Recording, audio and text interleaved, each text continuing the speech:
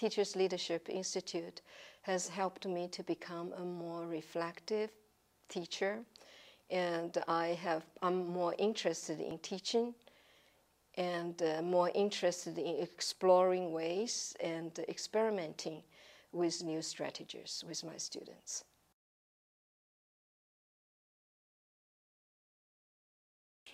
My action research was on fourth grade slump and how to help my students leap over the fourth grade slump.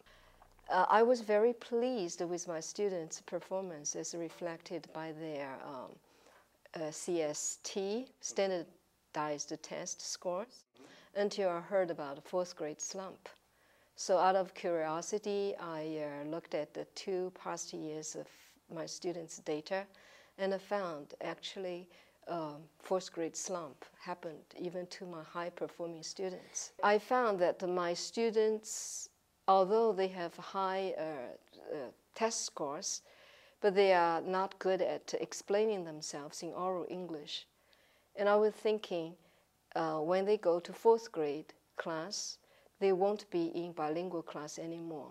So their teacher won't be able to use their home language to support them.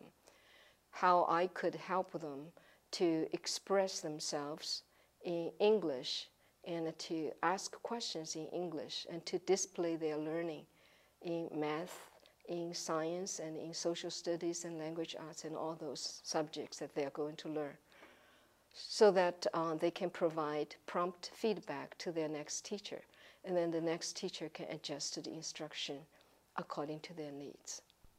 That's why I thought of reciprocal teaching, something that I learned when I was a graduate student. Reciprocal teaching is based on Vygotsky's theory of the fundamental role of social interaction in the development of children's cognitive skills.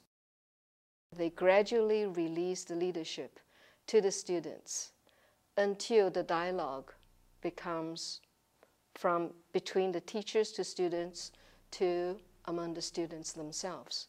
And then the students would predict, summarize, clarify, and ask each other questions until they come to a consensus, a joint understanding of what a challenging piece of material means, and internalize them. I had a student during that year, he was from Vietnam, and he spoke no English. He only knew half of the English alphabet. And by the end of the school year, after 1 year with me, he scored 5, which is advanced in math, and 4, proficient in English language. And in his baseline, 4th grade baseline test, which has reading comprehension, other language arts questions, related questions, and even in writing, he was scored above 80% by another teacher.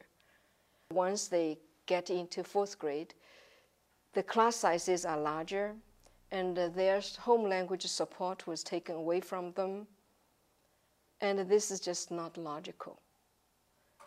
And I think the district should consider keeping the same class size and increase paraprofessional support to those ELL students who are really needy, who actually need extra support to make the transition from 3rd to 4th